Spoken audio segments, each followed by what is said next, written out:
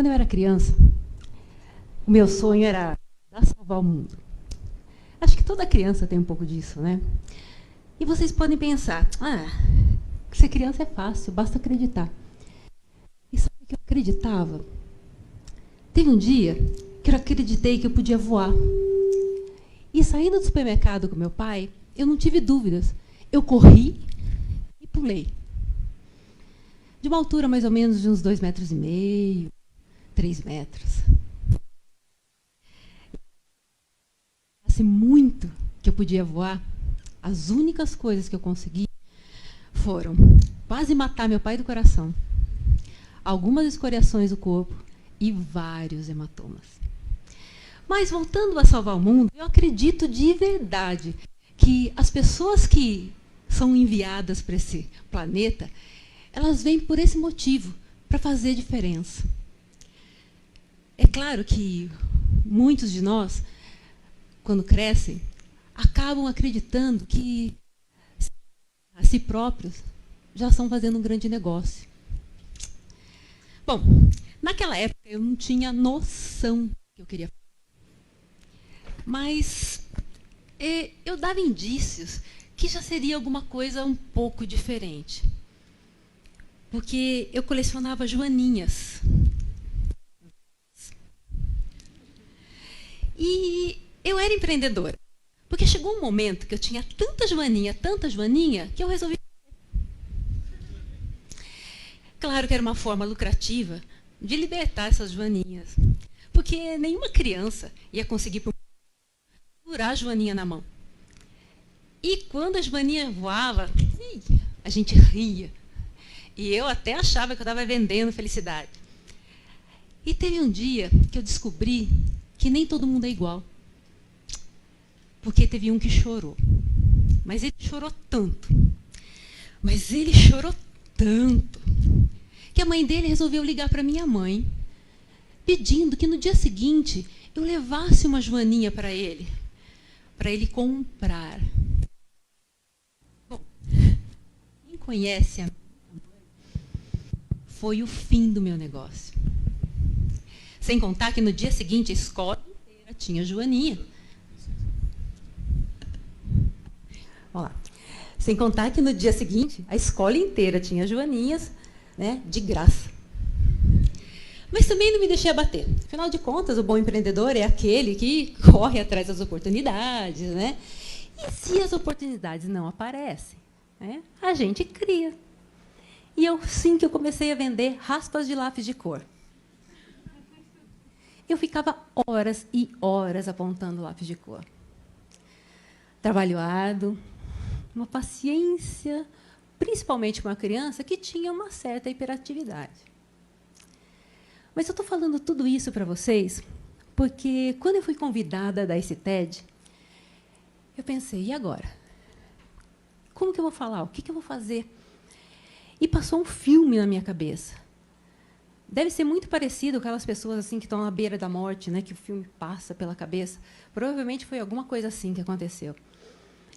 E eu comecei a perceber que cada coisa que acontece na vida da gente, ela acontece para nos preparar para a próxima coisa que vai acontecer.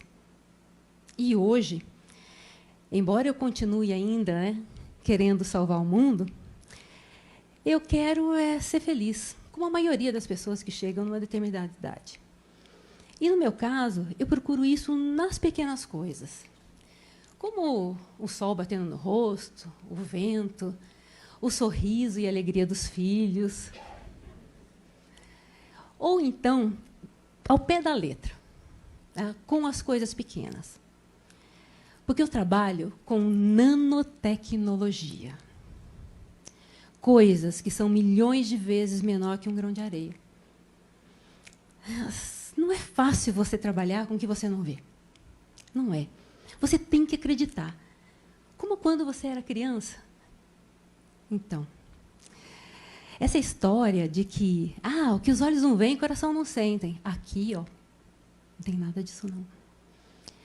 Enquanto os olhos não veem, o coração regenera, o coração acelera ou o coração para. O que os olhos não veem, as plantas sentem, as bactérias sentem, as células sentem. A nanotecnologia, ela pode invisivelmente matar apenas as células cancerosas. E invisivelmente ela pode despoluir as águas. Invisivelmente ela pode contrabandear DNA para dentro das células. E como um fantasma, ela pode lentamente liberar substâncias no organismo. A nanotecnologia despontou lá pelos anos 2000, quando os primeiros resultados começaram a aparecer. E de lá para cá, ela tem aumentado vertiginosamente e tem se espalhado nas mais diferentes áreas. Não que a nanotecnologia não existisse. Afinal de contas, né, lagartixa só sobe em parede devido à nanotecnologia. E a flor de lótus ela fica limpinha lá no meio do pântano devido à nanotecnologia. É que a gente não via. E hoje, a nanotecnologia está em todas as áreas. Aqui no Brasil, nós temos vários grupos que trabalham com nanotecnologia. E muitos deles são referências internacionais. Nós podemos aplicar nanotecnologia desde uma célula solar até uma tatuagem inteligente. Uma tatuagem que muda de cor ou muda de figura conforme a substância que está correndo nas suas veias. Existe um TED do Carson Bruns que é bem interessante. Ele fala sobre isso. É um que eu recomendo. Embora as pessoas pensem em nanotecnologia apenas em relação ao tamanho, eu vou dizer para vocês que esse mundo é muito mais do que isso. E o grande problema são as regras. Quando a gente tem um material que está na escala macrométrica e ela passa para a escala nano, ele altera suas características. E, com isso, as regras mudam. Eu vou tentar explicar. Quando você toma um café, e esse café está com pouco açúcar, você vai lá e coloca mais açúcar nesse café. E ele fica mais doce. Mas, com a nanotecnologia, pode ser que isso não aconteça. É como se você colocasse café, né, e o açúcar, e quanto mais açúcar você fosse colocando, menos doce ele fosse ficando. Então, as regras elas não estão totalmente claras. E aí, o que eu tenho é que a gente sabe que esse material, a hora que ele começa a ter uma quantidade muito grande, ele começa a agregar um no outro, juntar.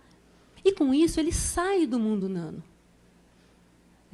Essa saída faz com que ele, muitas vezes, perca a atividade que ele tinha. Uma coisa que é clara é que existe uma coisa que se chama área de superfície. E quanto menor o nanomaterial, maior a sua área de superfície. E maior a sua atividade. Então, devido a isso, a gente tem diferentes possibilidades em relação também ao tamanho. Então, essas regras elas não estão claras e muita gente não gosta muito disso. Alguns jogadores eles querem jogar apenas em regras claras.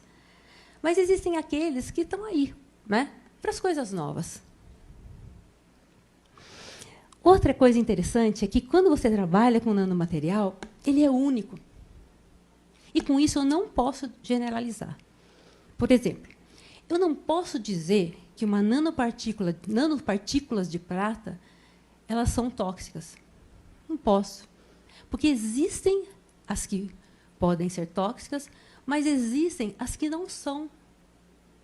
E alguém vai falar, isso é por causa do tamanho, né? As maiores elas são não tóxicas, as menores, não. Porque o mundo nano é muito mais do que isso. Eu tenho várias características que eu tenho que olhar. Eu tenho forma, eu tenho tipo de nanopartícula, área de superfície, eu vou ter qual o material que foi utilizado para ser feita essa nanopartícula, como ela foi sintetizada. E daí, mediante de tantas possibilidades diferentes, eu acabo tendo diferentes tipos de nanomateriais. Eu tenho nanofibras, nanotubos, nanocápsulas, nanopartículas, nanopartículas poliméricas, nanopartículas metálicas. E cada uma dessas eu posso mudar muito. Basta eu alterar algumas de suas características. Mas, a partir do momento que a nanotecnologia chegou e, com ela, a cura do câncer pareceu ser possível, assim como a gente tratar de doenças que as bactérias resistentes causavam, a nanotecnologia passou a ser cool. Muito legal.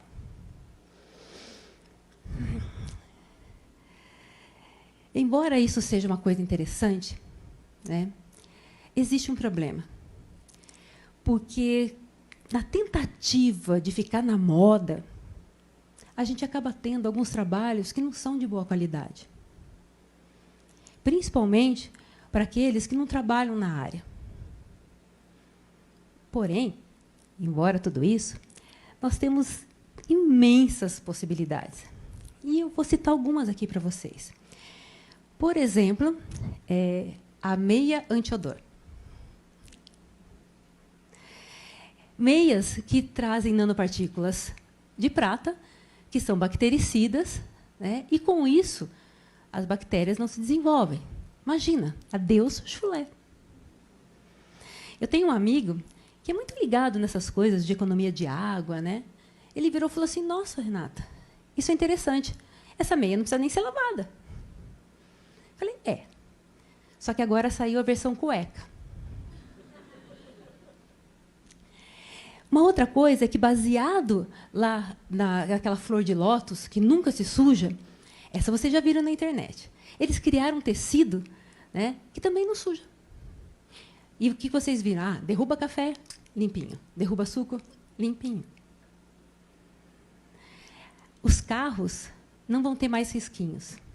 Não se preocupem na hora de estacionar, não se preocupem com nada disso, né? Não vai mais existir aquilo de passar a chave, né, no carro. Esqueçam, porque os carros estão saindo com tintas que possuem nanotecnologia, como se fossem nanobolhas, nanocápsulas, que, ao menor risquinho, elas estouram e refazem a pintura. Vidros, utilizando a nanotecnologia, também já estão no mercado. Eles repelem qualquer coisa, né? Água, sujeira, e, com isso, os carros estão saindo sem limpadores de para-brisa. Uma outra coisa seria a janela autolimpante. Não que ela não suje. Ela suja. Porém, a hora que cai a primeira chuva, está tudo limpinho. Na área da saúde, nós temos pasta de dente com nanotecnologia. Nanocristais de cálcio, que deixam os dentes mais limpos, os mais brancos. Nós temos também filtros solares que usam nanopartícula de titânio. E vários cosméticos com nanocápsulas que carregam vitaminas, carregam outras substâncias que são importantes, que antes disso eram muito difíceis de serem absorvidas. Esse vai ser fácil. É só chegar em casa e olhar os produtos que têm nanotecnologia. Eu tenho um monte lá. Tá? Também nós podemos pensar na área dos esportes. Nos esportes, nós temos a canoagem e o ciclismo, que estão usando nanofibras que são muito melhores que as nanofibras de vidro. Muito mais resistentes, né, e muito mais leves. Raquete de tênis, com hidrogel, que também é muito mais leve e muito mais resistente. Podemos ter embalagens comestíveis. E também podemos encapar as frutas com nanotecnologia. Em geral, eles usam nanopartículas de cerâmica. Imagina isso, quando você tem que transportar uma carga de um local bem longe. A chance disso estragar vai ser muito difícil. E, com isso, você vai melhorando um pouquinho esse mundo. Nanofiltros, e nanomembranas que podem limpar as águas, podem fazer a despoluição dessas águas. Nós temos nanolíngua, nanonariz, que conseguem sentir sabores, né, e sentir odores, uma capacidade muito maior do que o ser humano. Na agricultura, nanoagrotóxicos, nanobotânicos, nanopartículas biogênicas. E tem uma que é muito legal. Camisetas à prova de bala. Essa eu achei que eles superaram. E o que acontece? Eles colocam nanotubos de carbono e grafeno no alimento das lagartas, do bicho da seda. E, a hora que ela produz o fio, esse produto ele é super resistente. Embora a gente tenha diversos produtos, né, e a nanotecnologia tenha dado muito certo, a gente sabe que ainda tem um longo caminho pela frente. Esse caminho pode ser trabalhoso, esse caminho pode ser árduo, mas, quando a gente tem bons resultados, isso é incrível. E a gente se sente como herói. E como cantava David Bowie, we can be heroes just for one day. Então, podemos ser heróis por um dia. Eu sou Renata Lima, sou nanocientista, e com a nanotecnologia eu consegui realizar a maioria dos meus sonhos. Obrigada.